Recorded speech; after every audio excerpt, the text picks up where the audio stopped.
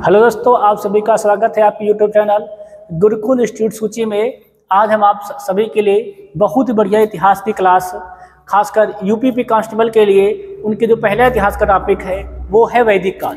क्या नाम उसका नाम है वैदिक काल।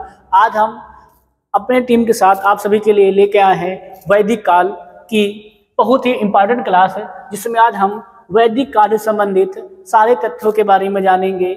और हर बच्चे इस क्लास को अवश्य देखें, क्योंकि ये यूपी कांस्टेबल के एग्जाम के लिए बहुत ही इम्पॉर्टेंट क्लास है। क्योंकि इस क्लास से लगभग इतिहास का एक आधा क्वेश्चन तो अवश्य ही फंसना है, क्योंकि वैदिक काल बहुत ही इम्पॉर्टेंट काल है यूपी मतलब भारतीय इतिहास का। ठीक, उसमें जो हमारा पहला है यूपी कांस्टेबल इतिहास का पहला टॉपिक जो है वो है वैदिक काल। आज हम लोग वैदिक काल जानेंगे और वैदिक काल पढ़ेंगे, सब लोग ध्यान देंगे। बेटा, जो वैदिक काल की जो प्रारंभ होता है, जो माना जाता है भारतीय इतिहास के साक्ष्यों द्वारा, वो है 1500 ईसा पूर्व से 600 ईसा पर। बेटा बनाता है, बेटा वो माना जाता है 1500 ईसा पूर्व से 600 ईसा पूर्व माना जाता है। इससे पहले जो थी वो हमारे यहाँ हड़प्पा सभ्यता के पतन के बाद जितनी भी सभ्यताएं आई, ठीक नहीं, संस्कृत के विकास हुआ, उन सभी की जानकारी जो हम लोगों को प्राप्त होती है वो बेटा प्राप्त होती है वेदों से। कहाँ प्राप्त होती है? वो हमको वेदों से प्राप्त होती है। इसीलिए इस काल को हम लोग क्या कहते हैं? वैदिक काल कहते हैं। क्या कहते हैं हम लोग उसको? वैदिक काल कहते हैं। मतलब हड़प्पा सभ्यता के बाद जो काल आया उसको हम लोग क्या कहते हैं? वैदिक काल कहते हैं। वैदिक काल को दो वर्गों में विभाजित किया गया है। पहला वर्ग बेटा आता है हमारा पूर्व वैदिक काल। क्या हमारा है? पूर्व वैदिक काल या ऋक वैदिक काल। इसकी जो अवधि बताई जाती है वो अवधि है 1500 ईसा पूर्व से 1000 ईसा पूर्व। कितनी बेटा अवधि है? तो वो बेटा अवधि हमारी जो है 1500 ईसा पूर्व से 1000 ईसा पूर्व है। दूसरा जो इसका काल आता है उसे हम लोग कहते हैं उत्तर वैदिक काल। हम लोग क्या कहते हैं? उसको हम लोग कहते हैं उत्तर वैदिक काल कहते हैं। उत्तर वैदिक काल की जो अवधि बताई जाती है वो है 1000 ईसा पूर्व से 600 ईसा पूर्व। क्या बेटा हमारे है? तो वो हमारी है 1000 ईसा पूर्व से 600 ईसा पूर्व। ईसा पूर्व का मतलब होता है ईसा मसीह के जन्म के पहले का समय। क्या होता है ईसा पूर्व? मतलब ईसा मसीह के जन्म के पहले का समय। तो जो पूर्व वैदिक काल था वो था 1500 ईसा पूर्व से 1000 ईसा पूर्व, और जो उत्तर वैदिक काल था इसकी अवधि थी 1000 ईसा पूर्व से 6000 ईसा पूर्व। ठीक है ना? इसके जो साक्ष्य मिलते हैं हमको वैदिक काल के, वो कहाँ से मिलते हैं? तो वैदिक काल में जो साक्ष्य मिलते हैं वो हमको मिलते हैं ब्राह्मण ग्रंथों से। क्या मिलते हैं? वो सारे साक्ष्य हमको मिलते हैं ब्राह्मण ग्रंथों से मिलते हैं। उनमें सबसे फेमस ब्राह्मण ग्रंथ है वो हमारा वेद है, ब्राह्मण है, आरण्यक है एवं उपनिषद। क्या हमारा है? उपनिषद है। ठीक है ना?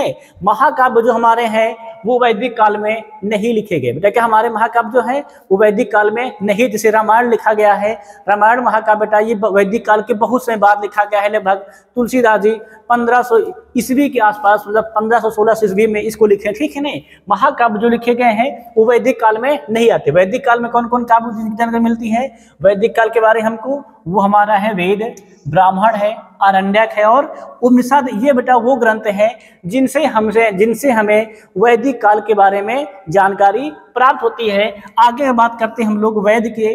वेद जो बेटा हमारे हैं, वेद जो हमारे हैं ये हमारे वैदिक साहित्य के सबसे प्राचीन इतिहास के बारे में बताते हैं। वैदिक साहित्य के सबसे प्राचीन इतिहास के बारे में बताते हैं कौन? तो वो बेटा हमारे हैं वेद है।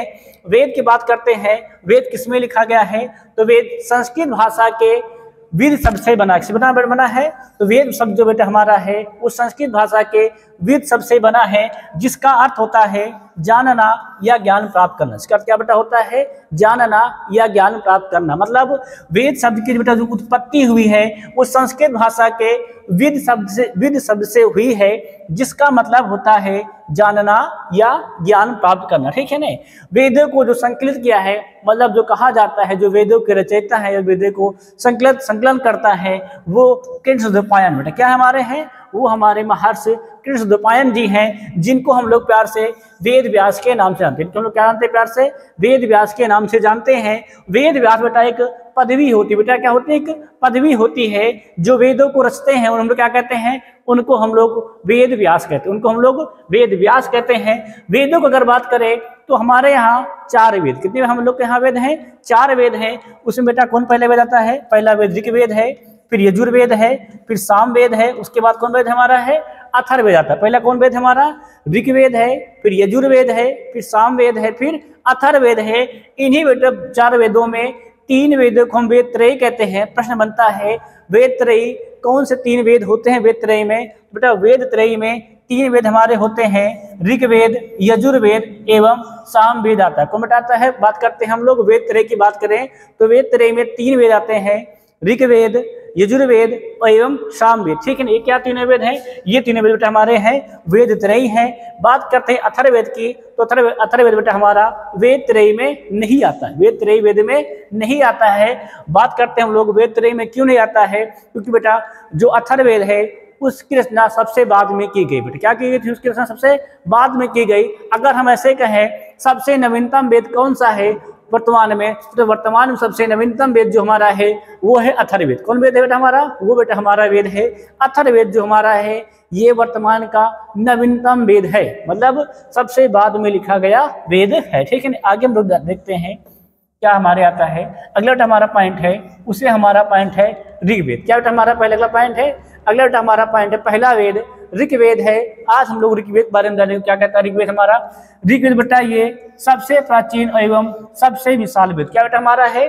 तो ऋग्वेद बेटा हमारा सबसे प्राचीन एवं सबसे विशाल वेद है। पूछा जाता है, प्रश्न बनता है हमारा कि सबसे पुराना वेद कौन सा है या सबसे प्राचीन वेद कौन सा है? तो बेटा वो हमारा वेद है ऋग्वेद। कौन सा वेद है? तो बच्चों वो हमारा वेद है ऋग्वेद है। ठीक है नहीं, ऋग्वेद को हम लोग ऋग्वेद क्यों कहते हैं? तो ऋग्वेद जो नाम पड़ा है वो बेटा उसमें ऋचाएं, क्या बेटा उसमें है, उसमें बेटा हमारी लिखी गई हैं ऋचाएं। क्या बेटा लिखी गई हैं? ऋचाओं से युक्त होने के कारण हम लोग क्या कहते हैं? हम लोग ऋग्वेद कहते हैं। ऋग्वेद का नाम ऋग्वेद कैसे पड़ा? तो ऋचाओं से युक्त होने के कारण इसको हम लोग ऋग्वेद कहते हैं। क्या मतलब है? ऋचाओं से युक्त होने के कारण ऋग्वेद इसको हम लोग कहते हैं। ठीक है नहीं, ऋग्वेद बेटा बात करें अगर हम तो ऋग्वेद में 10 मंडल, कितने मंडल ऋग्वेद में है? ऋग्वेद में 10 मंडल हैं बेटा। इन 10 मंडल में दूसरा मंडल एवं 7वां मंडल बेटा हमारा सबसे प्राचीन मंडल। क्या बेटा हमारा है? सबसे प्राचीन मंडल। मतलब बात करें अगर हम दूसरा मंडल और कौन सा मंडल बेटा हमारा?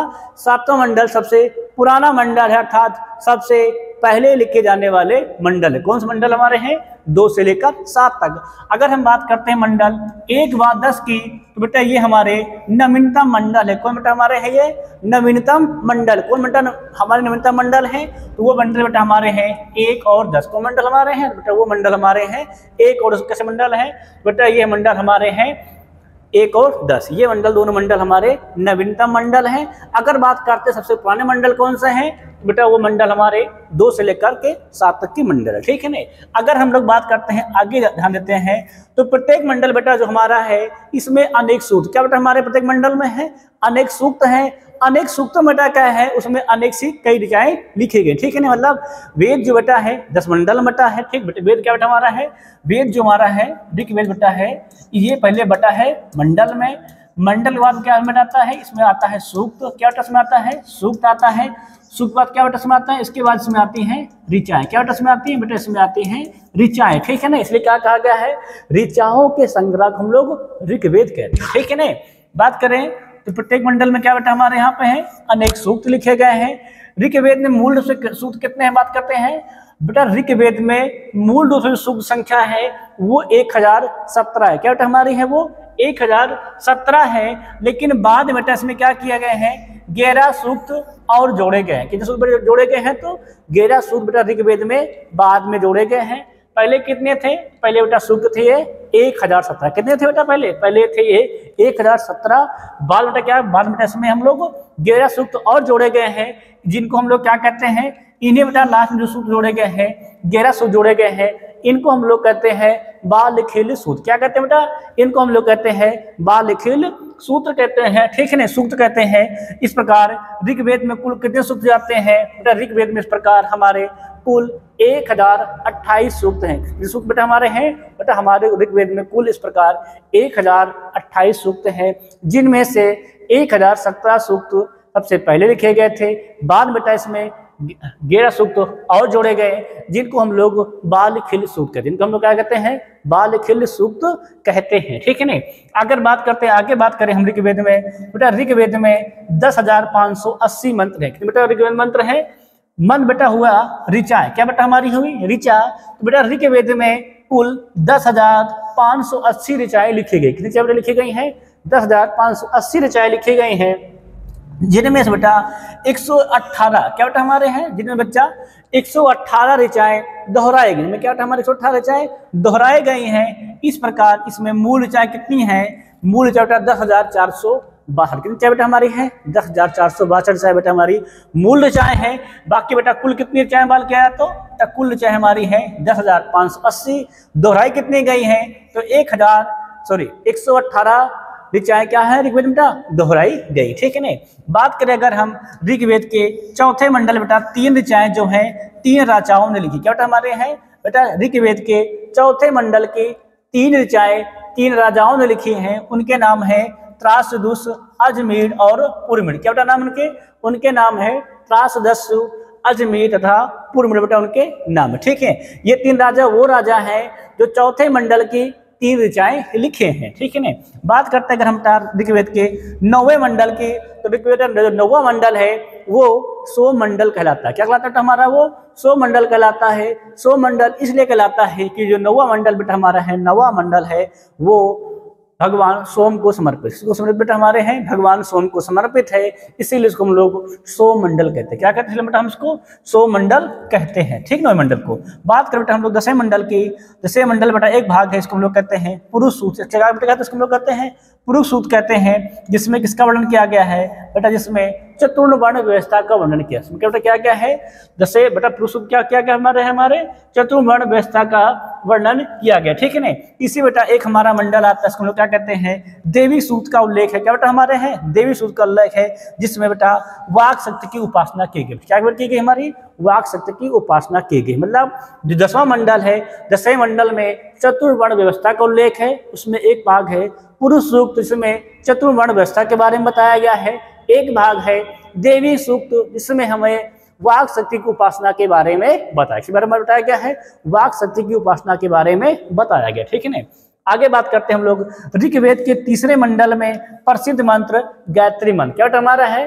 प्रसिद्ध मंत्र गायत्री मंत्र किसमें है बेटा? तो बेटा वो हमारा है ऋग्वेद के 3रे मंडल से बेटा हमारा है। तो बेटा वो हमारा है ऋग्वेद के 3रे मंडल में है। बेटा 3रा मंडल लिखा किसने है? 3रा मंडल लिखा है भगवान विश्वामित्र ने, अर्थात 3रे मंडल को जो ज्ञाता ऋषि हैं उसे हम विश्वामित्र कहते हैं। अर्थात जो गायत्री मंत्र है, फेमस गायत्री मंत्र, इसको लिखा किसने है?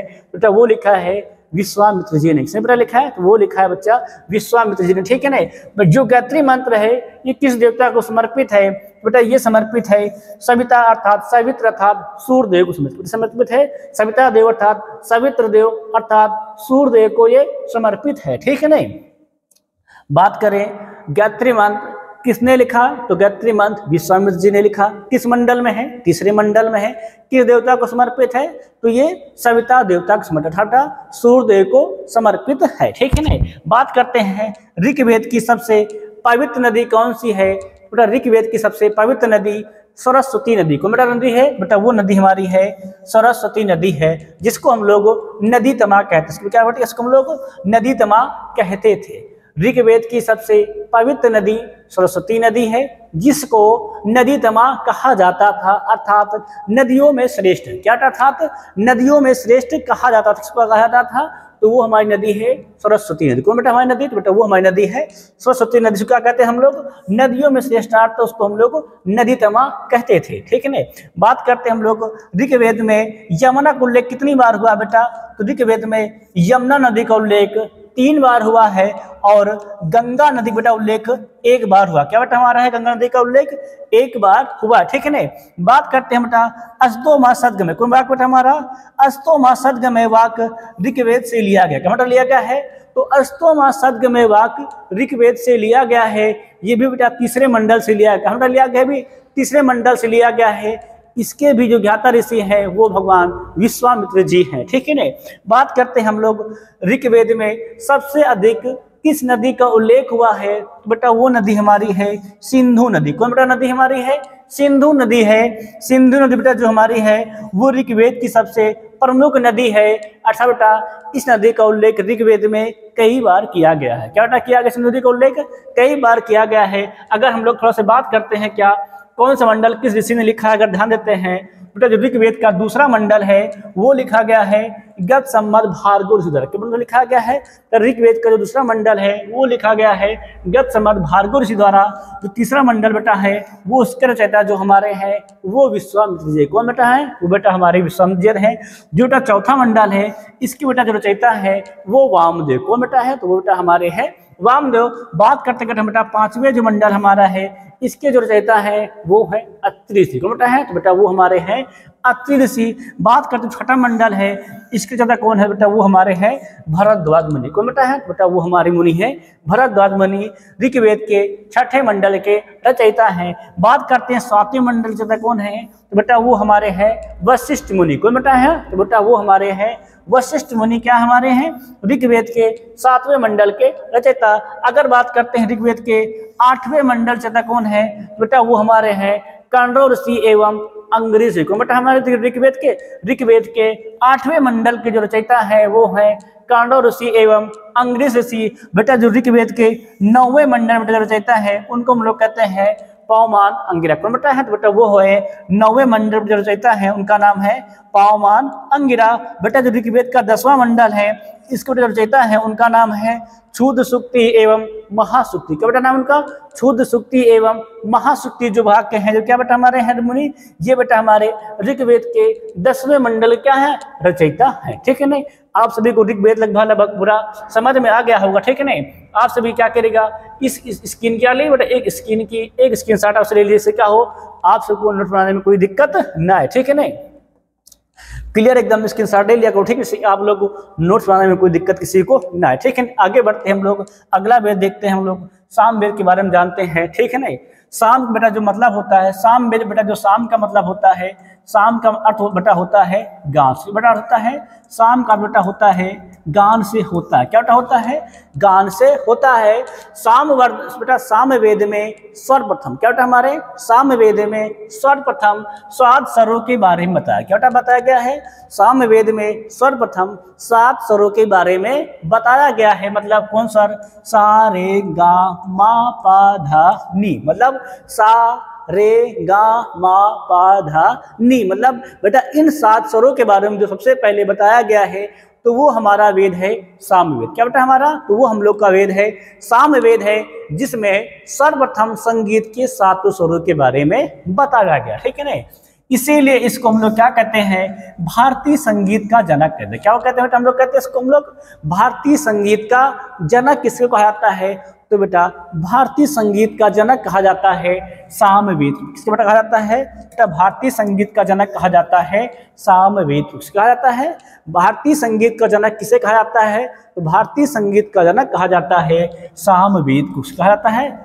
ये कहा जाता है सामवेद को। ठीक है ना, सामवेद में जो मंत्र लिखे गए हैं, जो ऋचाएं लिखे गए हैं, किस देवता को समर्पित है, बेटा जो सामवेद में जो मंत्र लिखे गए हैं, जो ऋचाएं लिखी गई हैं, वो बेटा सूर्यदेव को समर्पित। बेटा समर्पित है बेटा वो सूर्यदेव को समर्पित, बेटा समर्पित है सूर्यदेव को समर्पित है। ठीक है ना, बात करें सामवेद में कितने मंत्र लिखे गए हैं, बेटा सामवेद में 1875 मंत्र लिखे गए। लिखे गए सामवेद में 1875 मंत्र लिखे गए हैं, जिनमें से 99 को छोड़कर बाकी सभी मंत्र बेटा हमारे जो हैं वो ऋग्वेद से लिए गए। बेटा लिए गए हैं, बेटा वो सारे मंत्र हमारे ऋग्वेद से लिए गए हैं। बेटा कितने मंत्र छोड़ के, सामवेद में 1875 मंत्र हैं, जिनमें 99 को छोड़ के मतलब 99 को लीव करके बाकी जितने बेटा मंत्र हमारे से हट लिए गए हैं, बेटा वो सभी हमारे ऋग्वेद से लिए गए हैं। बात बेटा सामवेद की, बेटा सामवेद की 3 प्रमुख शाखाएं, सामवेद की शाखा है बेटा,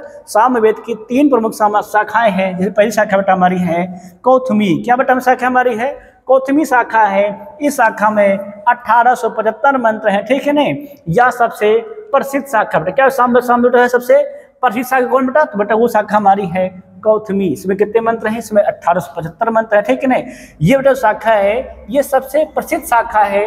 ये सबसे ज्यादा फेमस कहाँ है बेटा, ये इसका प्रचलन सबसे अधिक गुजरात में। क्या बेटा सबसे अधिक प्रचलन बेटा, इसका सबसे अधिक प्रचलन गुजरात में, ठीक है ना। बात की बेटा दूसरी शाखा क्या है बेटा, इसकी दूसरी शाखा जो है उसका नाम है राणायनी। क्या बेटा नाम इसका बेटा नाम है राणायनी नाम है। इसे बेटा 1810 मंत्र बेटा मंत्र है बेटा 1810 मंत्र है। यह महाराष्ट्र में प्रसिद्ध, क्या बेटा प्रसिद्ध है बेटा, यह प्रसिद्ध है महाराष्ट्र में प्रसिद्ध, ठीक है ना। अगर बेटा हम बात करते हैं तीसरे, क्या बात करते हैं बेटा, बात करते हैं सामवेद बेटा हम बात करते हैं तीसरी शाखा बेटा बात करते हैं, तो इस शाखा में बेटा हमारे हैं 1687 मंत्र बेटा मंत्र है 1687 मंत्र है। यह बेटा शाखा हमारी कर्नाटक, क्या बेटा हमारी है बेटा, यह शाखा हमारी कर्नाटक में बहुत ही फेमस, क्या बेटा फेमस है, कर्नाटक में फेमस, ठीक है ना। बात करते हैं फिर से एक बात ध्यान दें सब लोग, ध्यान देना, क्या बेटा ध्यान देंगे हम लोग कि बेटा जो पहली शाखा है कौथमी शाखा है, ये कहाँ फेमस है बेटा, ये गुजरात में फेमस है। इसमें 1875 मंत्र है, ये सबसे प्रसिद्ध शाखा है। बात करते हैं राणायनी की बेटा, इसमें 1810 मंत्र हैं, यह महाराष्ट्र में प्रसिद्ध है। बात करते हैं जैमिनी की, इसमें 1687 मंत्र है, यह फेमस है कर्नाटक में फेमस, क्या फेमस है, कर्नाटक में फेमस है, ठीक है नहीं। आगे लोग बात करते हैं थर्ड की, थर्ड बेटा क्या नाम हमारा बेटा, थर्ड जो हमारा वेद है, तीसरा जो हमारा वेद है उसका नाम है यजुर्वेद। क्या नाम उसका नाम है, यजुर्वेद है बेटा। यजु का मतलब होता है यज्ञ, क्या बेटा मतलब होता है, यजु का अर्थ होता है यज्ञ होता है, क्या बेटा होता है यज्ञ होता है। इसमें यज्ञ व बलि संबंधी मंत्रों का वर्णन, क्या बेटा हमारे इसमें बेटा हमारे यज्ञ व बलि संबंधी मंत्रों का वर्णन है। यजुर्वेद में सर्वप्रथम राजसूय यज्ञ एवं वाजपेय यज्ञ का उल्लेख मिलता है, क्या बेटा मिलता है, सर्वप्रथम राजसूय यज्ञ एवं बेटा हमारा वाजपेय यज्ञ का उल्लेख कहाँ मिलता है बेटा, वो मिलता है हमारा यजुर्वेद में मिलता है, हम मिलता है बेटा, तो वो हमारा मिलता है यजुर्वेद में, ठीक है ना। आगे बात करते हैं यजुर्वेद की शाखाएं कितने बेटा, यजुर्वेद की 2 शाखाएं हैं।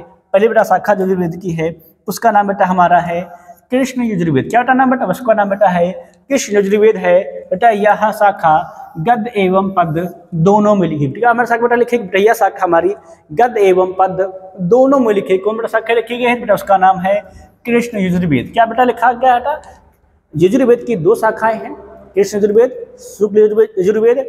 जो कृष्ण यजुर्वेद बेटा है वो गद्य एवं पद दोनों में लिखा गया है। इसकी भी बेटा 4 शाखा, क्या बेटा इसकी बेटा 4 शाखाएं हैं। पहली शाखा बेटा है काठ, दूसरी शाखा बेटा इसकी है कैपिस्थिल बेटा, तीसरी शाखा इसकी है मैत्रेयी बेटा, उसकी चौथी शाखा है उसका नाम है तैत्तिरीय संहिता, क्या बेटा नाम है बेटा, इसकी चौथी शाखा है उसका नाम है तैत्तिरीय संहिता है। बात करते बेटा हम बात करते हैं शुक्ल यजुर्वेद की, यह बेटा केवल पद्य में लिखा गया, क्या बेटा हमारा केवल है बेटा, जो शुक्ल यजुर्वेद है यह केवल पद्य भाषा में ही लिखा गया है, ठीक है ना बेटा। ये इसमें क्या है बेटा, इसको हम जो शुक्ल यजुर्वेद है इसको हम लोग वाजस्नेयी संहिता के नाम से भी जानते हैं, बेटा नाम जानते हैं बेटा, जो शुक्ल यजुर्वेद है इस यजुर्वेद को हम लोग वाजस्नेयी संहिता के नाम से भी जानते हैं, ठीक है ना बेटा। शुक्ल यजुर्वेद के भी 2 शाखाएं, क्या बेटा भाई बेटा, इसकी भी 2 शाखाएं हैं, ठीक है ना। ध्यान रखना इसकी शाखाएं कितनी बेटा हैं बेटा, इसकी भी 2 शाखाएं हैं, ठीक है ना। अगले में ध्यान देते हैं हम लोग अथर्ववेद, ठीक है ना, लोग और करना अथर्ववेद। देखो बेटा जो अथर्ववेद है इसकी बेटा रचना है बेटा, उसकी रचना जो हमारी है इसकी रचना अथर्ववेद की रचना अथर्वा ऋषि ने, किसने बेटा रचना की है, अथर्ववेद की रचना अथर्वा ऋषि ने की है, ठीक है ना।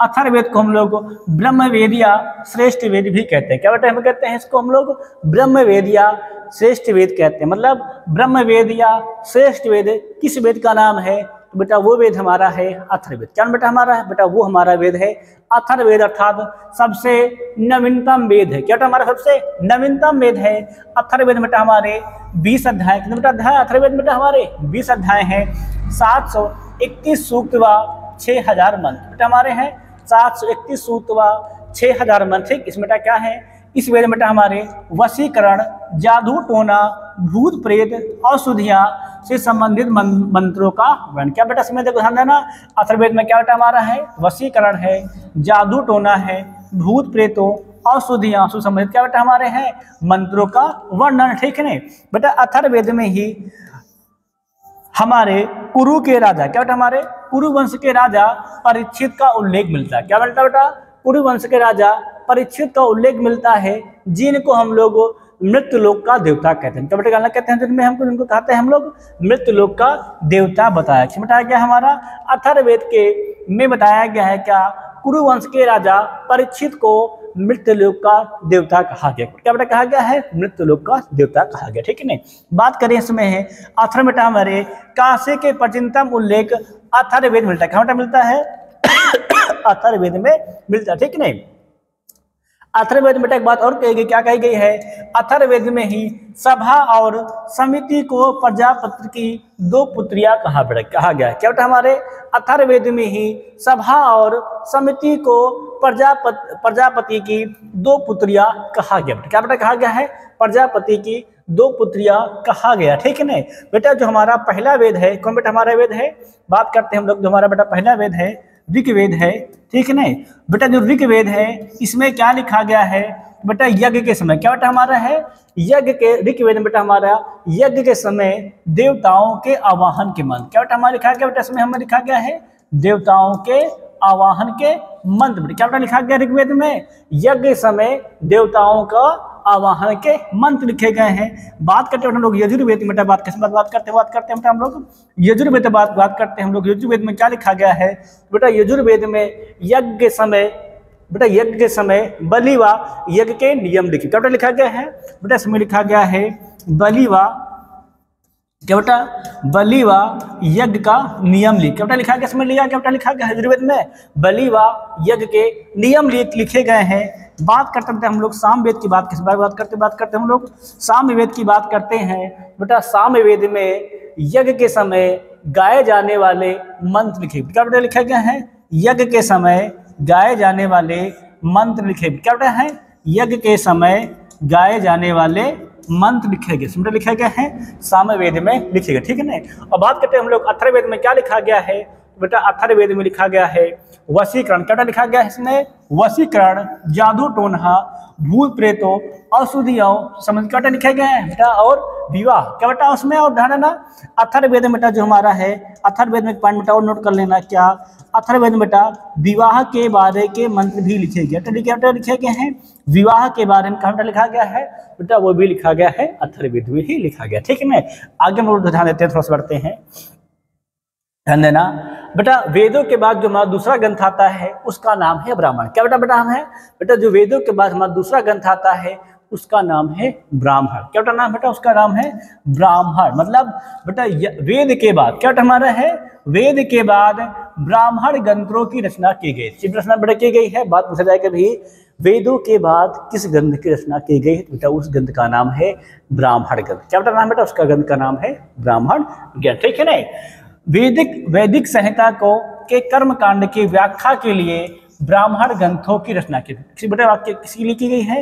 वैदिक संहिताओं के कर्म कांड की व्याख्या। बेटा व्याख्या करने के लिए वैदिक संहिताओं के कर्म कांड की व्याख्या के लिए ब्राह्मण ग्रंथों की क्या की गई है? रचना की गई। ठीक है नहीं बेटा। जो हमारे अधिकांश ब्राह्मण ग्रंथ हैं वो सभी गद्य भाषा में लिखे। बेटा हम लिखे गए हैं अधिकांश ब्राह्मण ग्रंथ हमारे सभी हैं वो सभी ग्रंथ हमारे गद्य भाषा में लिखे गए। ठीक है नहीं। बात करते हैं हम, ध्यान सुनना बेटा। अगर हमसे बात करते हैं कि अलग अलग वेद की, क्या बेटा हमारे अलग अलग वेद के अलग अलग ब्राह्मण ग्रंथ। क्या बेटा हमें समझ में आया? अलग अलग वेदों के अलग अलग ब्राह्मण ग्रंथ हैं। जैसे कि ऋग्वेद से संबंधित ब्राह्मण ग्रंथ जो है उसका नाम है ऐतरेय और कौसतकी। क्या बेटा हमारा नाम उसका? ऐतरेय एवं कौसतकी जो बेटा हमारा है वो ऋग्वेद से संबंधित। क्या बेटा है बेटा? वो ऋग्वेद से संबंधित हमारे ब्राह्मण ग्रंथ। क्या बेटा हमारा है बेटा? वो हमारा है ऋग्वेद से संबंधित ब्राह्मण ग्रंथ। कौन बेटा ग्रंथ हमारा है? ऐतरेय व कौसतकी। बात करते हैं बेटा यजुर्वेद की। बेटा यजुर्वेद का जो महत्वपूर्ण ब्राह्मण ग्रंथ है उसका नाम है शतपथ ब्राह्मण। क्या बेटा नाम बेटा? उसका नाम है शतपथ ब्राह्मण है।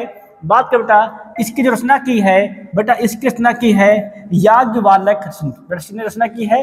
बेटा जो हमारा ब्राह्मण ग्रंथ है यजुर्वेद है इसकी रचना जो की है उनका नाम है याज्ञवल्क्य ऋषि। क्या बेटा नाम है बेटा? उनका नाम है याज्ञवल्क्य ऋषि ने क्या किया बेटा? हमारे किया है बेटा यजुर्वेद के ब्राह्मण ग्रंथ शतपथ ब्राह्मण की रचना की। ठीक है ना बेटा। शतपथ ब्राह्मण में 100 अध्याय। क्या बेटा इसमें 100 अध्याय होने के कारण इसका नाम क्या पड़ा बेटा? इसका नाम पड़ा था शतपथ ब्राह्मण। क्या बेटा नाम पड़ा बेटा? इसका नाम पड़ा था शतपथ ब्राह्मण। अर्थात बेटा क्या समझ में आया?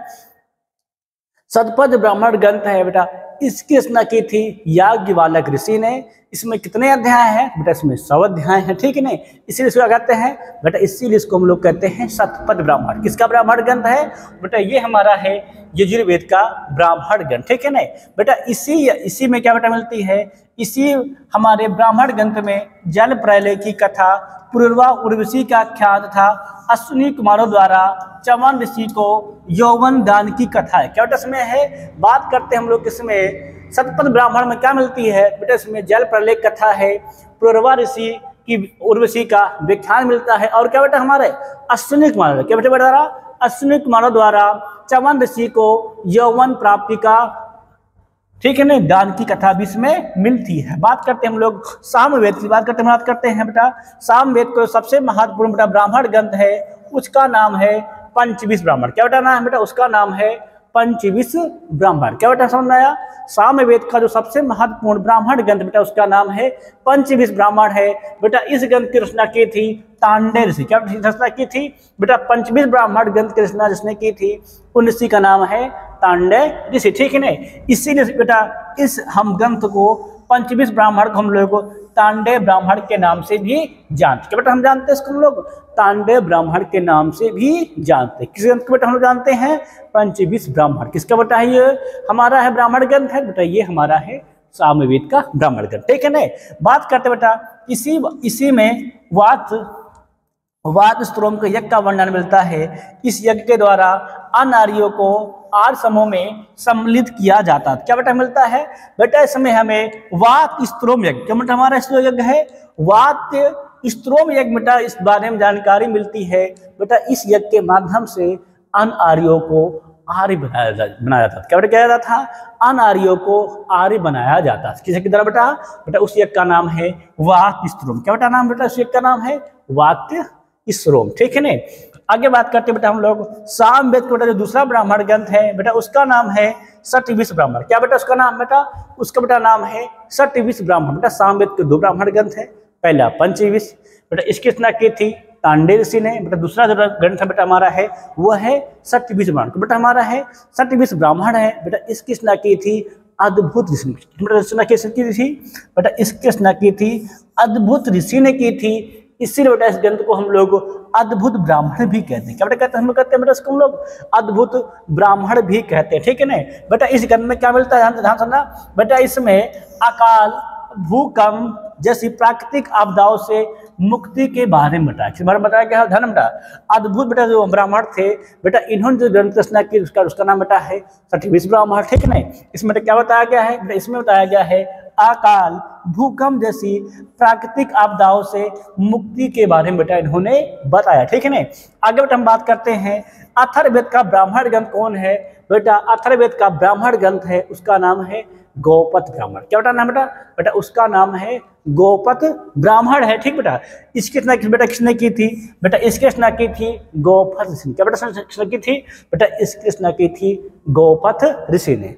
अथर्ववेद कौन बेटा ब्राह्मण ग्रंथ बेटा? इसका नाम है गौपथ ब्राह्मण बेटा। इसकी रचना किसने की थी? गौपथ ऋषि ने की थी बेटा। इसमें क्या मिलता है बेटा? इस ग्रंथ में हमें ओम और गायत्री मंत्र बेटा हमारा है ओम और गायत्री मंत्र का उल्लेख मिलता है। क्या मिलता है बेटा? मिलता है हमें ओम और गायत्री मंत्र का उल्लेख मिलता है, ठीक है नहीं?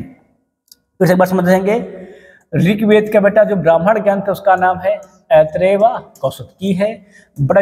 ऋग्वेद का क्या है बेटा? उसका नाम है शतपथ ब्राह्मण है। रचना की थी याज्ञवल्क्य ऋषि ने, ठीक है ना? इसमें 100 अध्याय है। इसमें जानकारी मिलती है हमें जल प्रलय कथा, पूर्वा ऋषि का आख्यान, अश्विनी कुमार द्वारा च्यवन ऋषि का यौवन ज्ञान, ठीक है ना? सामवेद का बेटा सबसे महत्वपूर्ण कौन है? पंचविंश ब्राह्मण। इसकी रचना किसने की थी बेटा? इसकी रचना की थी तांडे ऋषि ने की थी। इसलिए क्या नाम पड़ा इसका? तांडे ब्राह्मण भी कहा गया। इसमें क्या मिलता है बेटा? इसमें मिलता है हमें व्रात स्त्रोम यज्ञ के बारे में मिलता है, जिसके द्वारा अनार्यों को आर्य बनाया जाता था। अगला बेटा कौन हमारा वे जाता है? सामवेद का दूसरा ब्राह्मण ग्रंथ कौन है? शतविंश ब्राह्मण है। रचना किसने की थी? अद्भुत ऋषि ने की थी, इसलिए क्या कहते हैं इसको हम लोग अद्भुत ब्राह्मण कहते हैं। इसमें किस बारे में बताया गया है बेटा, इसमें अकाल, भूकंप जैसी प्राकृतिक आपदाओं से मुक्ति के बारे में बताया गया है। अगर कौन बेटा हमारा वेद है अथर्ववेद है।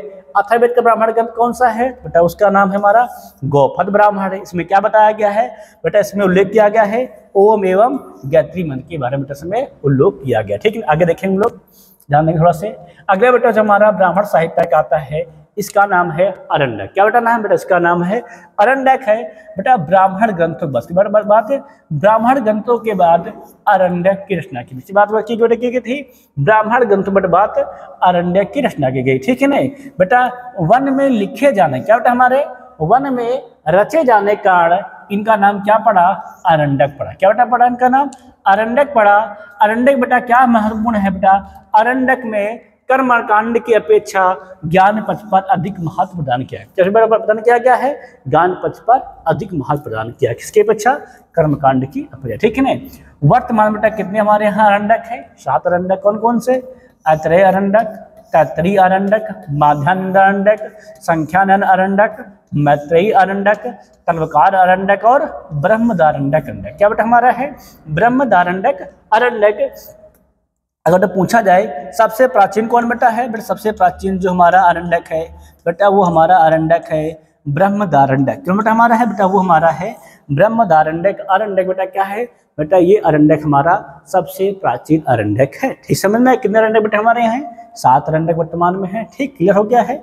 आगे देखते हैं हम लोग बेटा, अगला जो हमारा ग्रंथ है बेटा उसका नाम है उपनिषद। क्या बेटा नाम बेटा, उसका नाम हमारा है उपनिषद, ठीक है ना बेटा। वैदिक साहित्य का जो अंतिम भाग बेटा होने के कारण क्या कहते हैं इसको हम लोग, वेदांत भी कहते हैं। क्या हमारा बेटा है, वैदिक साहित्य का जो अंतिम साच बेटा वो हमारा है उपनिषद। इसलिए क्या बेटा इसको, इसलिए बेटा हम इसको वेदांत भी कहते हैं, ठीक है ना बेटा। उपनिषदों को भारतीय दर्शन का स्रोत एवं पिता माना जाता है। क्या बेटा माना जाता है बेटा, भारतीय दर्शन का स्रोत, मतलब स्रोत व पिता आता है बेटा, इनको कहा जाता है उपनिषदों को, ठीक है ना।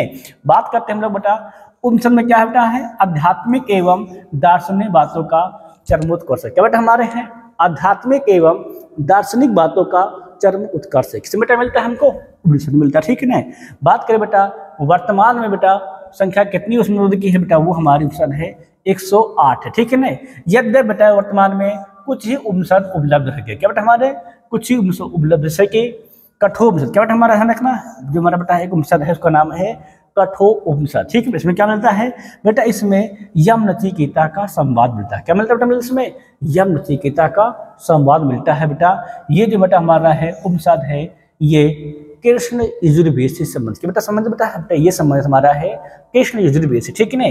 बात करते बेटा हमारा दूसरा है बेटा उपनिषद है बेटा, वो हमारा है ब्रह्मदारण्यक उपनिषद। का बेटा हमारा है बेटा, वो हमारा है ब्रह्मदारण्यक उपनिषद। बेटा ये क्या है बेटा, ये सबसे प्राचीन उपनिषद बेटा हमारा है बेटा, ये सबसे हमारा है प्राचीन उपनिषद, ठीक है ना बेटा। इसी काल में क्या बेटा है, इसी काल में राजा जनक के दरबार, क्या बेटा राजा जनक के दरबार में वाक्य याज्ञवालक, क्या बेटा हमारा नाम का याज्ञवालक एवं बेटा गार्गी के बीच हुए संवाद का वर्णन। क्या बेटा वर्णन बेटा, इसमें याज्ञवालक एवं गार्गी के बीच बेटा एक बहुत फेमस शास्त्रार्थ हुआ। क्या बेटा हुआ बेटा, बहुत फेमस शास्त्रार्थ हुआ था, जिसका वर्णन क्या मिलता है, इसका वर्णन बेटा मिलता है हमें ब्रह्मदारण्यक उपनिषद में मिलता है, ठीक है ना बेटा। इसका संबंध किसी बेटा है बेटा, इसका संबंध है शुक्ल यजुर्वेद से। संबंध क्या है, शुक्ल यजुर्वेद से संबंधित है। इसमें अश्वमेध के अश्वमेध है बेटा हमारा है अश्वमेध यज्ञ के विवेचना की गई, विवेचना की गई है अश्वमेध यज्ञ की विवेचना की गई है ब्रह्मदारण्यक उपनिषद, ठीक है नहीं। अगला बेटा जो हमारा उपनिषद आता है बेटा, उसका नाम है छंदोग उपनिषद। बेटा हमारा है बेटा, वो हमारा है छंदोग उपनिषद बेटा है। इसमें देवकी पुत्र कृष्ण, क्या बेटा हमारा है देवकी पुत्र कृष्ण का सर्वप्रथम उल्लेख कहाँ मिलता है बेटा, वो हमारा है छंदोग उपनिषद। क्या बेटा हमारा बेटा, वो हमारा है छंदोग उपनिषद, ठीक है ना बेटा। एक से संबंधित बेटा ये हमारा संबंधित है सामवेद। क्या बेटा हमारा संबंधित बेटा, ये बेटा हमारा संबंधित है सामवेद से संबंधित है बेटा।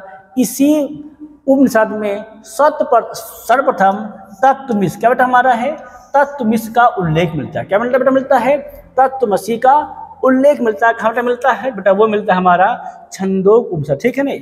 बात करते बेटा हम लोग भारत का आदर्श वाक्य सत्यमेव जयते। क्या बेटा हमारा भारत का आदर्श वाक्य सत्यमेव जयते बेटा कहाँ से लिया गया बेटा, ये लिया गया है मुंडको उपनिषद। क्या बेटा लिया गया बेटा, ये लिया गया है मुंडको उपनिषद। क्या बेटा लिया गया बेटा, ये लिया गया है मुंडको उपनिषद से। कौन बेटा, बेटा भारत का आदर्श वाक्य सत्यमेव जयते कहाँ से लिया गया है, तो ये लिया गया है उपनिषद मुंडको उपनिषद से लिया गया, ठीक है नहीं।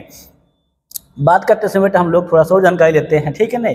बेटा ईसोप को बेटा हमारा उपनिषद ईसो उपनिषद में बेटा याज्ञवल्क्य और सेतु केतु का सिद्धांत मिलता है। क्या मिलता है बेटा, सेतु केतु का सिद्धांत मिलता है। बात करें हम बेटा मुंडको उपनिषद में किसके बारे में बताया गया है बेटा, इसमें शिक्षा के विषय एवं वेदांग के बारे में शामिल किया। शामिल क्या गया है, शिक्षा एवं वेदांग के बारे में शामिल कहाँ पर जानकारी मिलती है बेटा, वो मिलती है हमको मुंडको उपनिषद मिलती है। कहाँ पर मिलती है बेटा, वो मिलती है हमको मुंडको उपनिषद से मिलती है, ठीक है नहीं।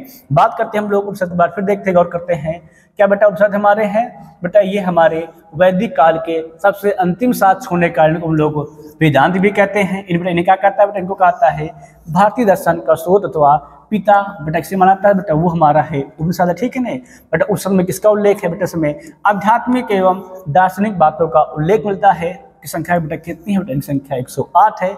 वर्तमान बेटा ध्यान देना, यम नचिकेता जो संवाद हुआ तो बहुत फेमस संवाद है बेटा, क्या मिलता है बेटा, वो मिलता है कठोप उपनिषद, ठीक है नहीं।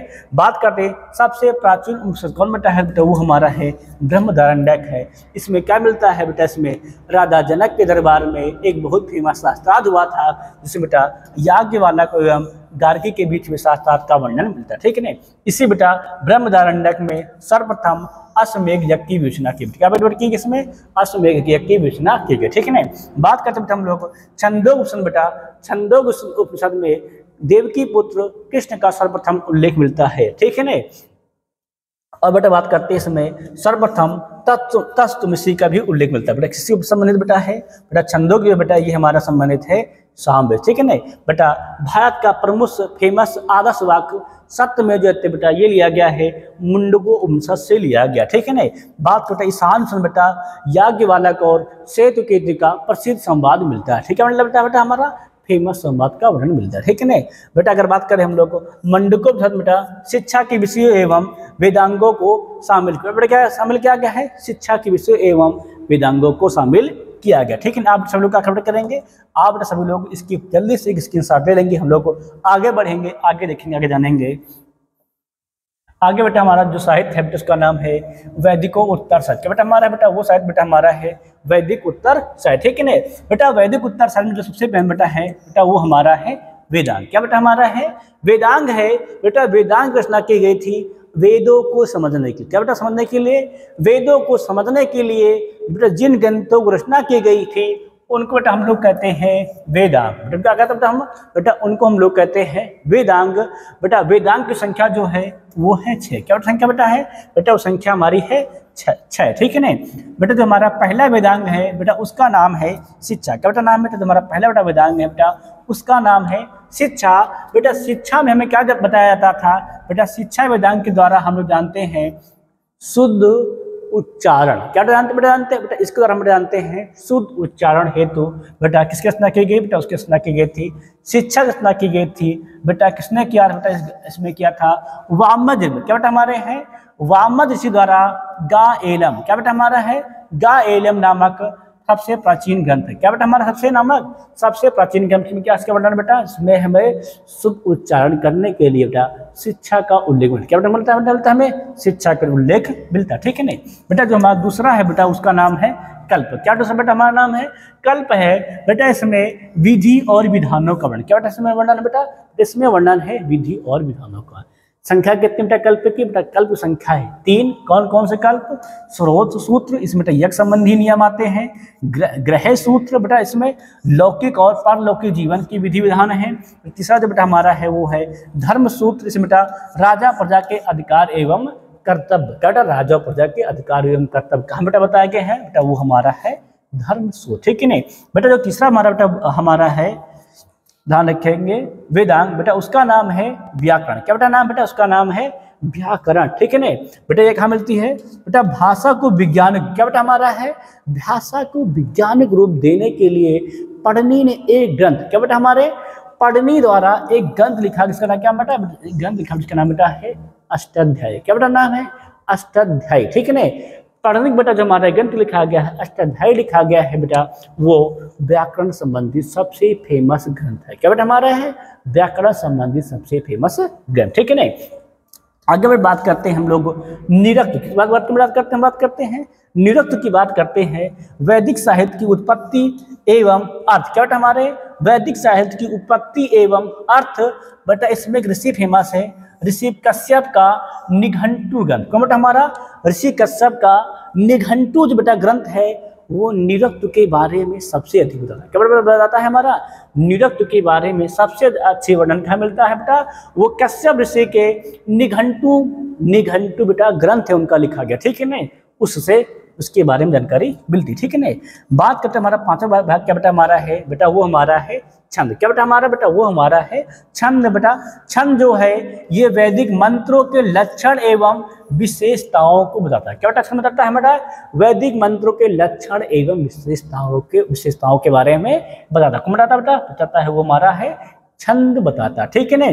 बात कर बेटा छंद बेटा आप जानते हैं बेटा, ये है पिंगल ऋषि का बेटा, हमारा ऋषि का पिंगल ऋषि का छंद शास्त्र बेटा हमारा फेमस ग्रंथ बेटा है बेटा, छंद के लिए फेमस बेटा ग्रंथ हमारा है वो पिंगल ऋषि का छंद शास्त्र है, बेटा हमारा है बेटा पिंगल ऋषि का छंद शास्त्र। बेटा बात करते हैं हम लोग ज्योतिष की, बात करते हैं लास्ट हमारा कौन ग्रंथ बेटा हमारा है बेटा, वेदांत का छठा सबसे लास्ट अंतिम भाग बेटा, उसका नाम है ज्योतिष, क्या बेटा नाम बेटा, उसका नाम बेटा हमारा है ज्योतिष है बेटा, ये ब्रह्मांड एवं नक्षत्रों की जानकारी देता है, क्या बेटा देता है हमारा है बेटा, ज्योतिष जो हमारा है ये ब्रह्मांड एवं नक्षत्रों के बारे में जानकारी प्रदान करता है, ठीक है ना बेटा। ये लगध मुनि, क्या बेटा हमारे मुनि है बेटा, लगध मुनि का वेदांग ज्योतिष सबसे फेमस, क्या बेटा हमारा ज्योतिष शास्त्र के लिए लगध मुनि का वेदांग ज्योतिष बेटा, ये ज्योतिष का सबसे प्रमुख ग्रंथ है, ठीक है ना। एक बार फिर से लोग ध्यान समझेंगे, एक बार दोहराएंगे, जैसे क्या बेटा हमारे वेदांग बेटा, वेदों को समझने के लिए वेदांग की रचना की गई, इनकी संख्या 6 है। पहला ग्रंथ बेटा हमारा क्या है, शिक्षा बेटा, शिक्षा के द्वारा हम लोग शुद्ध उच्चारण सीखते हैं, ठीक है ना बेटा। इसमें कौन फेमस ग्रंथ हमारा है, वामज ऋषि का गा एलम सबसे प्राचीनतम ग्रंथ है, ठीक है ना, ध्यान रखना बेटा। कल्पसूत्र के इसमें विधि विधानों का वर्णन है, ठीक है ना। संख्या कितनी बेटा, संख्या इनकी 3 है। पहला कौन है, स्रोत सूत्र, यज्ञ संबंधी नियम लिखे गए। दूसरा ग्रह सूत्र, लौकिक एवं परलौकिक जीवन के बारे में विधान बताया गया है। तीसरा धर्म सूत्र क्या, इसमें राजा एवं प्रजा के अधिकार एवं कर्तव्य बताए गए हैं बेटा। तीसरा हमारा व्याकरण ग्रंथ है, क्या है बेटा, तीसरा हमारा वेदांग है व्याकरण बेटा। इसमें भाषा को वैज्ञानिक रूप देने के लिए पढ़ने का सबसे फेमस ग्रंथ हमारा है अष्टाध्यायी, बेटा हमारा पढ़ने का सबसे फेमस ग्रंथ अष्टाध्यायी है। बात करते हैं चौथा ग्रंथ बेटा हमारा, चौथा ग्रंथ हमारा है निरक्तु है बेटा, वैदिक शब्दों की उत्पत्ति एवं अर्थ ऋषि कश्यप का बेटा सबसे फेमस बेटा ग्रंथ में है निघंटु, कौन बेटा हमारा फेमस ग्रंथ बेटा इसमें है निघंटु है, ठीक है ना।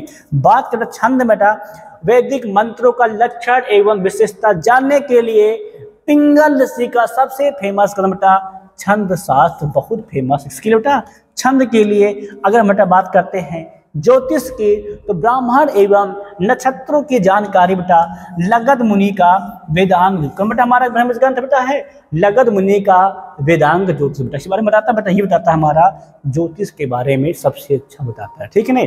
आगे बेटा हम लोग ध्यान देंगे वैदिक साहित्य की बात। हमारी अगली जो स्लाइड है बेटा वो हमारी है स्मृतियाँ, क्या बेटा हमारे बेटा वो हमारी है स्मृतियाँ है बेटा। स्मृतियाँ क्या होती हैं बेटा, जो स्मृतियाँ जो लिखी गई हैं बेटा, इसमें हिंदू धर्म, क्या बेटा हमारा हिंदू धर्म का कानूनी ग्रंथ, क्या बेटा हम लोग स्मृतियाँ कहते हैं बेटा, हम लोग स्मृति बेटा हम लोग कहते हैं हिंदू धर्म का कानूनी ग्रंथ। क्या कहते हैं स्मृति को कहते हैं बेटा, हम लोग स्मृतियों कहते हैं हिंदू धर्म का कानूनी ग्रंथ, ठीक है ना। ध्यान सुनना बेटा, एक बात पूछाता है कि सबसे प्राचीन स्मृति कौन है, क्या बताता है सबसे प्राचीन स्मृति कौन सी बेटा है बेटा, वो हमारी है मनु स्मृति, कौन बेटा हमारी बेटा वो हमारी है मनु स्मृति बेटा, हमारी जो है बेटा वो स्मृतियों में सबसे प्राचीन स्मृति है, ठीक है ना। आगे बढ़ बात करते हैं बेटा हम लोग अन्य स्मृति कौन बेटा फेमस, जो फेमस है बेटा वो है याज्ञवल्क्य स्मृति, नारद स्मृति, बृहस्पति स्मृति, कात्यायन स्मृति और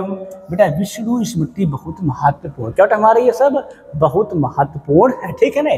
आगे बेटा हम लोग बात करते हैं उपवेद की, बात करते हैं बेटा उपवेद की बात करते हैं।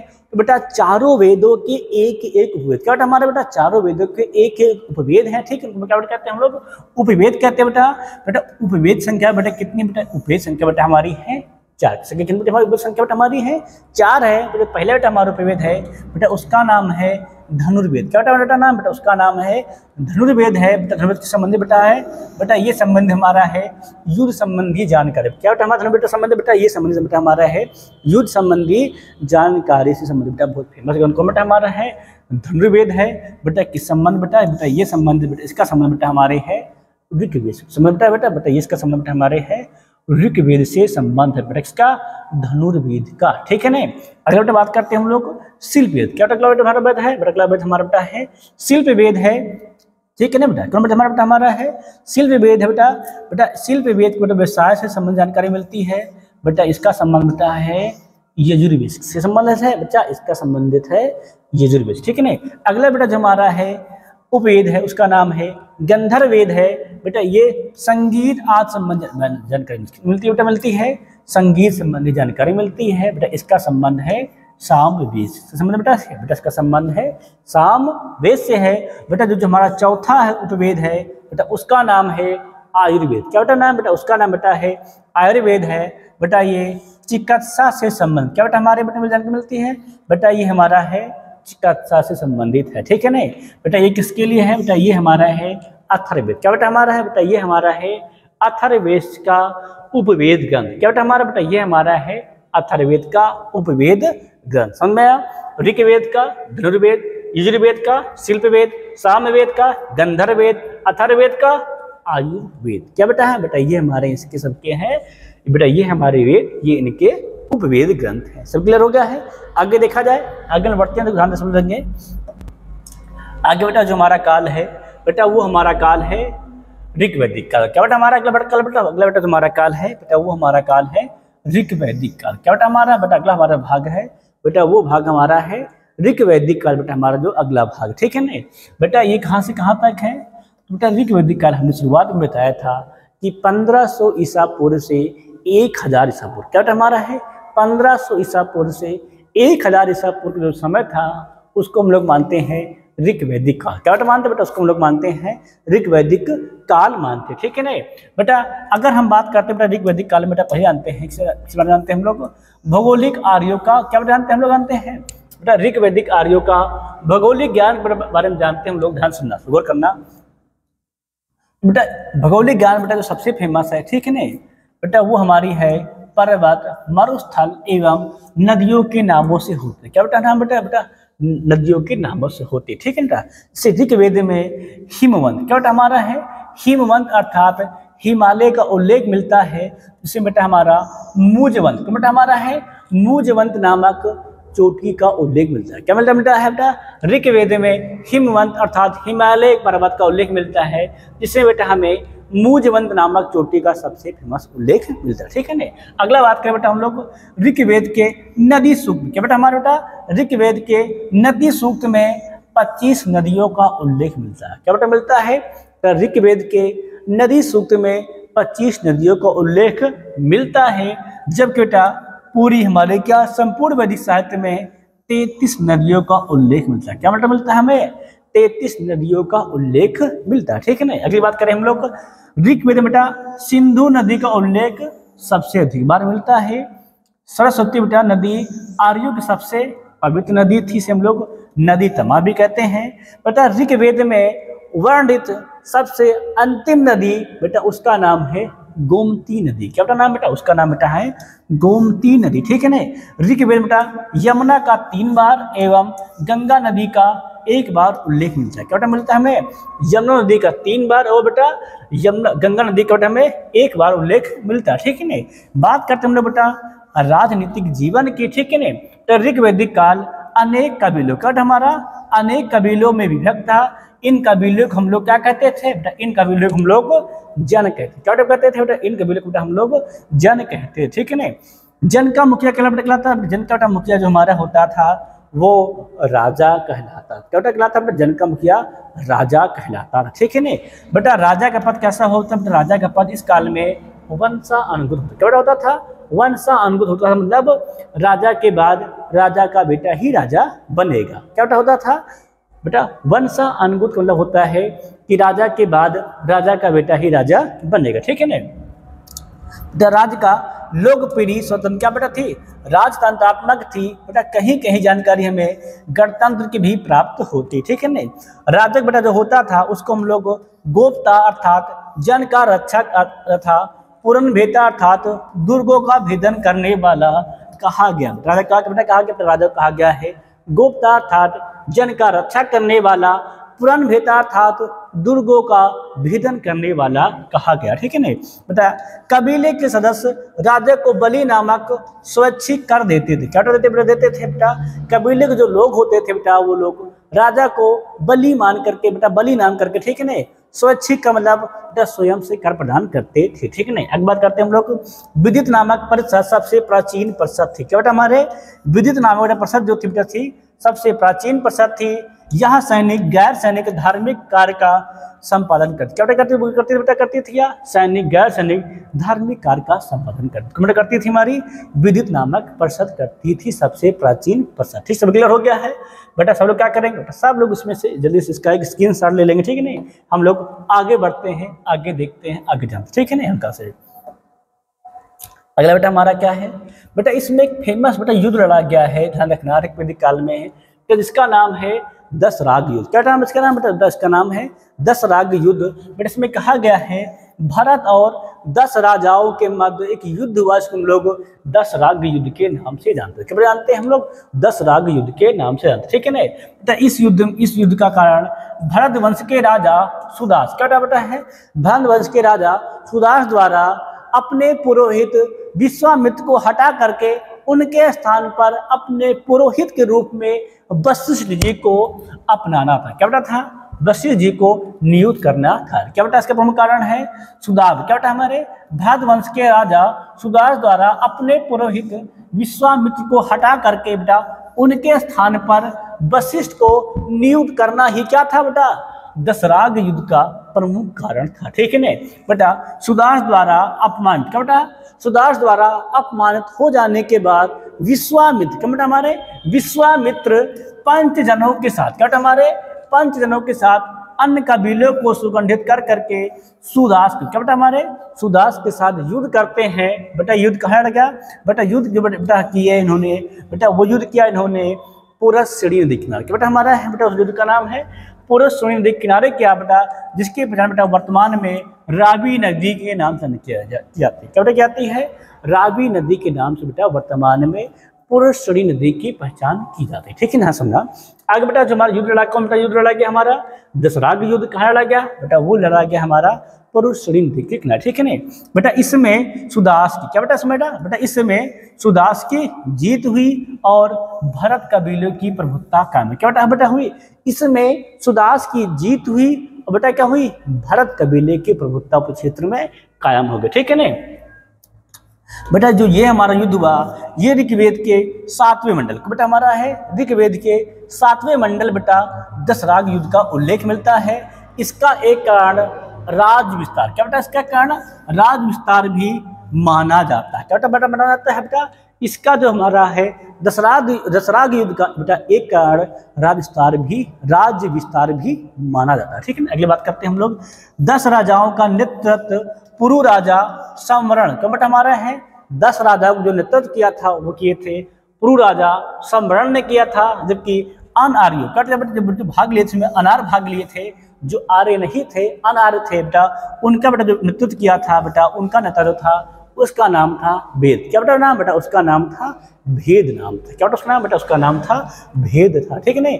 आगे हम लोग गौर करेंगे, ध्यान देंगे, फिर से बात समझना, क्या समझेंगे हम लोग, दशराग युद्ध बेटा, दशराग लड़ा गया है बेटा, ये लड़ा गया हमारे भरतवंशी राजा सुदास व उनके पुरोहित विश्वामित्र था उनके साथ सम्मिलित पंचजन के राजा और अन्य कबीलों के राजा और अन्य आर्यों के साथ बेटा ये युद्ध लड़ा गया। ठीक, इसमें बेटा राजा सुदास की जीत हुई।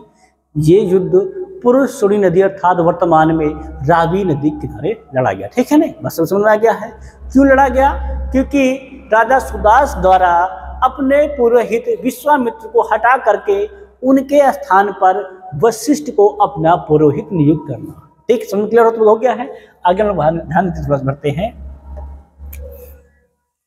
अगर बेटा पूछा जाए कभी कभार कि दशराग युद्ध का वर्णन ऋग्वेद के किस मंडल में है, बेटा वो मंडल हमारा है 7वां मंडल। कौन बेटा हमारा है, बेटा वो मंडल हमारा है 7वां मंडल। ठीक है ना। अगला बेटा हम बात करते हैं ऋग्वैदिक काल के बेटा सामाजिक जीवन के। बेटा ऋग्वैदिक काल 2 वर्ग में बटा हुआ था, एक थे आर्य दूसरे थे अनार्य। ठीक है ना। वैदिक काल में जो हमारी वर्ण व्यवस्था थी बेटा वो अंतिम चरण में वर्ण व्यवस्था का जन्म हुआ। क्या बेटा हमारे हुए हैं, बेटा ऋग्वैदिक काल के अंतिम चरण में वर्ण व्यवस्था का उद्भव हुआ। ठीक है ना। अगले बात करते हैं बेटा ऋग्वेद के 10वें मंडल। क्या बेटा हमारे ऋग्वेद के हैं 10वें मंडल। क्या बेटा हमारे ऋग्वेद बेटा 10वें मंडल में पुरुष सूक्त में बेटा सर्वप्रथम 4 वर्णों की उत्पत्ति बताई। क्या बेटा बताई गई है बेटा ऋग्वेद के 10वें मंडल बेटा पुरुष सूक्त। बेटा 10वें मंडल के 2 भाग है। ठीक है, एक पुरुष सूक्त एक देवी सूक्त। ठीक है ना। ऋग्वेद के पुरुष मंडल क्या बेटा हमारे 10वें मंडल के पुरुष सूक्त भाग में सर्वप्रथम ये बताया गया वर्ण व्यवस्था के बारे में। ठीक है, इसमें बेटा बताया गया क्या कि हमारे परम पिता परमेश्वर ब्रह्मा के मुख से क्या बेटा बताया गया है, परम पिता परमेश्वर विराट पुरुष के मुख से ब्राह्मण की उत्पत्ति हुई, बाँह से राजन अर्थात क्षत्रिय की उत्पत्ति हुई, जांग से वैश्य की उत्पत्ति हुई, जबकि पैरों से शूद्रों की उत्पत्ति बताई। क्या बेटा बताया गया, इसमें बताया गया है ऋग्वेद के 10वें मंडल के पुरुष सूक्त भाग में क्या बताया गया है कि विराट पुरुष के मुख से ब्राह्मण की उत्पत्ति हुई, कंधे अर्थात बाँह से राजा अर्थात क्षत्रिय की उत्पत्ति हुई, जांग से वैश्य की उत्पत्ति हुई एवं पैर से शूद्रों की उत्पत्ति हुई। ठीक है बेटा। इस काल में कोई छुआछूत नहीं था। क्या बेटा इस काल में कोई छुआछूत नहीं माना जाता था, मतलब किसी को अछूत नहीं माना जाता था। ठीक है नहीं। आगे बेटा बात करते हैं शूद्रों द्वारा दिया गया दान। तो बेटा शूद्रों द्वारा दिया गया दान ब्राह्मणों को स्वीकार था। क्या बेटा था, ब्राह्मणों को स्वीकार था। बेटा इस काल में जो परिवार का स्वरूप था वो था पितृसत्तात्मक। क्या बेटा था, बेटा पितृसत्तात्मक अर्थात घर का जो मुखिया होता था पिता होता था या तो बड़ा भाई। क्या होता बेटा, होता था पिता या तो बड़ा भाई होता। ठीक है नहीं। बेटा अगला बात करते हैं विवाह की। बेटा समानता समय एक विवाह। क्या बेटा इसमें थी समानता, एक विवाह करते थे। कहीं कहीं बेटा उल्लेख मिलता है बहुविवाह का। क्या बेटा कहीं मिलता है, तो कहीं कहीं उल्लेख मिलता है बहुविवाह का बेटा उल्लेख मिलता है। ठीक है नहीं। बेटा इस काल में बाल विवाह की प्रथा नहीं थी। क्या बेटा इस काल में बेटा बाल विवाह की प्रथा नहीं थी, मतलब युवा अवस्था में बेटा कन्या का विवाह होता। क्या बेटा होता था युवा अवस्था में ही कन्या का विवाह होता था। बेटा इस काल में दहेज प्रथा भी विद्यमान थी। क्या बेटा इस काल में दहेज प्रथा विद्यमान थी। इसको हम लोग को वहतु कहते हैं। क्या कहते थे हम लोग को वहतु कहा जाता था। ठीक है ना। मतलब ऋग्वैदिक काल में दहेज प्रथा विद्यमान थी, इसको हम लोग वहतु कहते थे। विधवा विवाह का प्रचलन नहीं था। क्या बेटा बेटा तो विधवा विवाह का प्रचलन नहीं था, लेकिन विशेष परिस्थिति में विधवा नियोग। क्या बेटा हमारा विधवा नियोग प्रथा का भी उल्लेख मिलता। ठीक है बेटा। इसमें अंतर जाति विवाह 2 प्रकार के होते थे, एक अनुलोम विवाह, एक दूसरा बेटा प्रतिलोम विवाह। अनुलोम विवाह जो होता था बेटा इसमें जो पुरुष होता था वो उच्च वर्ण का होता था, बेटा लड़की जो होती थी वो निम्न वर्ण की होती थी। बेटा हमारे अनुलोम में क्या होता बेटा पुरुष होता था बेटा वो होता था उच्च वर्ण का, जबकि बेटा स्त्री क्या बेटा स्त्री होती थी इसमें निम्न वर्ण की होती। ठीक है ना। अगला बात करते हैं हम लोग प्रतिलोम विवाह की। बेटा इसमें जो पुरुष होता था बेटा वो निम्न वर्ण का होता था, बेटा स्त्री जो होती थी बेटा वो हमारी उच्च वर्ण की। क्या बेटा हमारी होती थी बेटा वो हमारी होती थी उच्च वर्ण की होती थी। बस क्लियर हो गया है। क्या बेटा होता था अनुलोम विवाह में इसमें पुरुष उच्च वर्ण का स्त्री निम्न वर्ण की। बेटा प्रतिलोम विवाह में इसमें पुरुष निम्न वर्ण का और स्त्री उच्च वर्ण की होती थी। ठीक। अगले बात ध्यान देते हैं हम लोग स्त्रियों की दशा। क्या बेटा मतलब बेटा हमारा है स्त्रियों की दशा। ठीक है ना। बेटा ऋग्वैदिक काल में बेटा स्त्रियों की दशा बहुत ही अच्छी थी।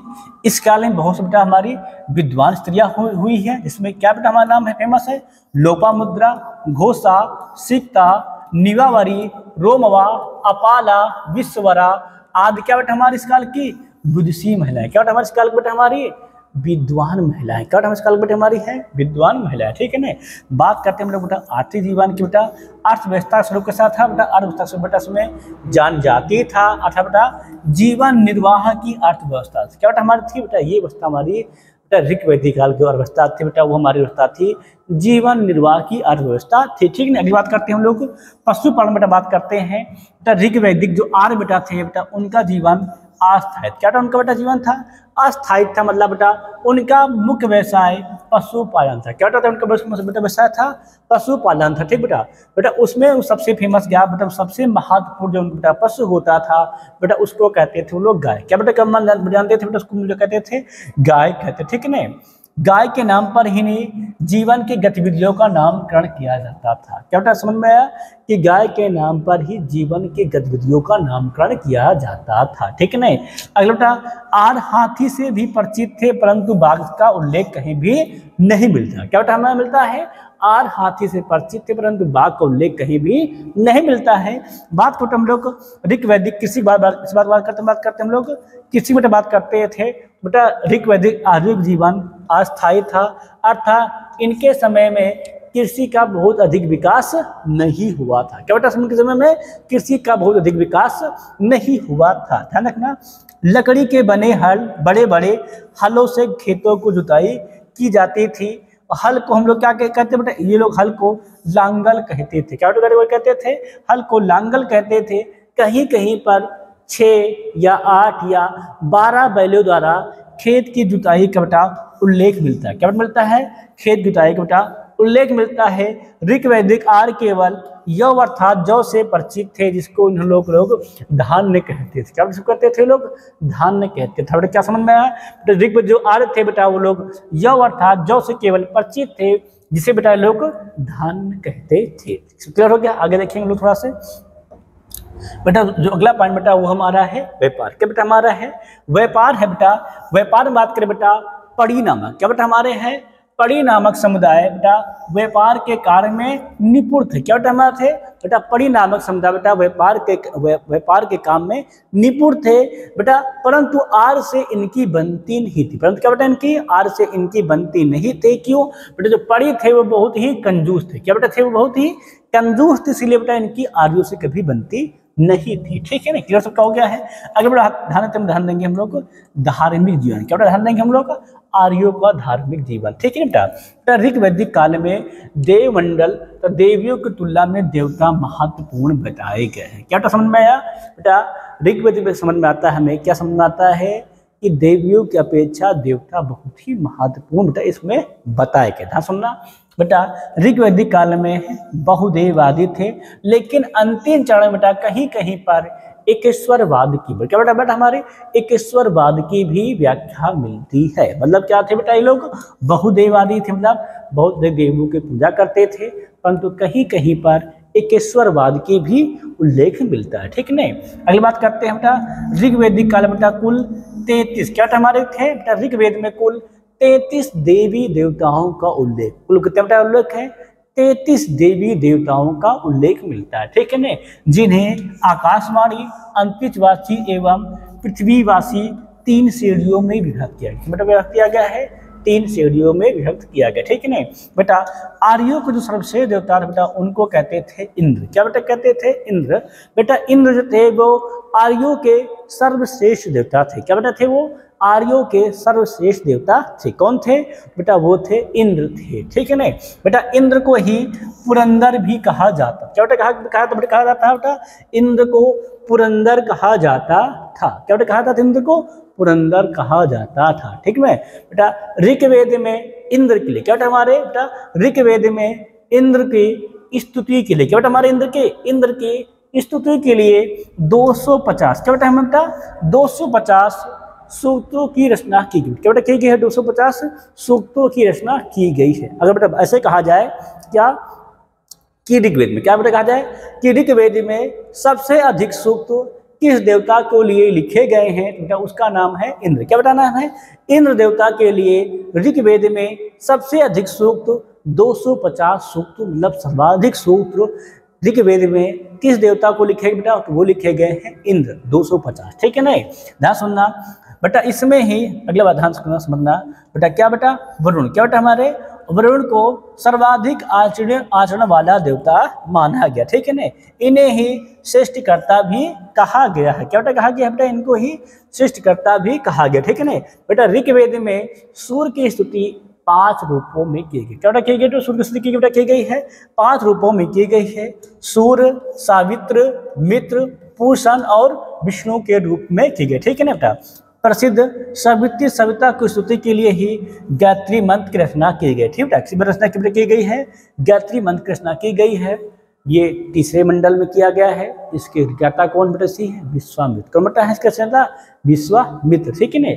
अगले बात करते हैं बेटा हम लोग ऋग्वेद में एक देवता आते हैं जिनका नाम है अग्नि। क्या बेटा नाम है बेटा? अग्नि। क्या बेटा नाम है? अग्नि बेटा नाम है। बेटा ऋग्वेद में अग्निदेव के लिए 200 सूक्त, कितना सूक्त बेटा लिखे गए बेटा? 200 सूक्त लिखे गए। सूक्त बेटा लिखे गए हैं, 200 सूक्त लिखे गए हैं। अगर हम बात करें बेटा ऋग्वेद में पहला ऋचा, क्या बेटा बात कर रहे हैं? ऋग्वेद में पहला ऋचा किस देवता को समर्पित है? तो बेटा वो है अग्नि। क्यों बेटा समर्पित बेटा है? वो समर्पित है अग्नि को समर्पित। क्या बेटा समर्पित बेटा हमारा है? अग्नि को समर्पित है। समझना क्लियर हो गया है? कोई डाउट तो नहीं है? अगर बेटा अगर पूछा जाए, ऐसे पूछा जाए, क्या पूछा जाए कि ऋग्वेद, क्या पूछा जाए? ऋग्वेद में सबसे अधिक बार किस शब्द का प्रयोग हुआ है? क्या पूछा जाए? ऋग्वेद में सबसे अधिक बार किस शब्द का प्रयोग हुआ है? बेटा सबसे अधिक जो शब्द का प्रयोग हुआ है, सबसे अधिक बार जिस शब्द का बेटा प्रयोग हुआ है उसका नाम है पिता। क्या बेटा नाम है? सबसे अधिक बार किस शब्द का बेटा प्रयोग हुआ है? बेटा पिता शब्द का प्रयोग हुआ है 300 से अधिक बार। क्या बेटा हमें? 300 से अधिक बार सबकी शब्द का बेटा प्रयोग हुआ है। लगभग बेटा 334 बार। कितना बेटा? लगभग 334 बार बेटा जो शब्द का प्रयोग हुआ है बेटा उसका नाम है पिता। क्या बेटा नाम? उसका नाम बेटा नाम है पिता नाम है। ठीक है ना? ऋग्वेद में सबसे अधिक सूक्त जो लिखे गए हैं वो इंद्र के लिए 250। सबसे अधिक किस शब्द का प्रयोग हुआ है बेटा? वो है पिता का। लगभग 330 प्लस 334 बार लगभग इस शब्द का प्रयोग किया गया। ठीक है ना? अब बेटा आप सभी क्लास बेटा हमारी जो क्लास थी बेटा उत्तर वैदिक काल बेटा हमारी जो आज होती है समाप्त। क्या बेटा होती है बेटा उत्तर वैदिक काल बेटा हमारी आज होती है समाप्त होती है। ठीक है ना? कल बेटा हम आप सभी के लिए उत्तर वैदिक काल, क्या बेटा आज हम लोग पढ़े बेटा? आज हम लोगों ने पढ़ा अध्ययन किया है पूर्व वैदिक काल अर्थात ऋग वैदिक का क्लास बेटा हम लोग आज पूरा अध्ययन कर लिए हैं। ठीक है ना? क्लास बेटा हम लोग अध्ययन करेंगे उत्तर वैदिक काल। क्या हम लोग अध्ययन करेंगे बेटा? हम लोग क्या अध्ययन करेंगे? हम लोग उत्तर वैदिक काल देखेंगे, उत्तर वैदिक काल के बारे में जानेंगे। तब तक के लिए सभी से जय हिंद, जय भारत।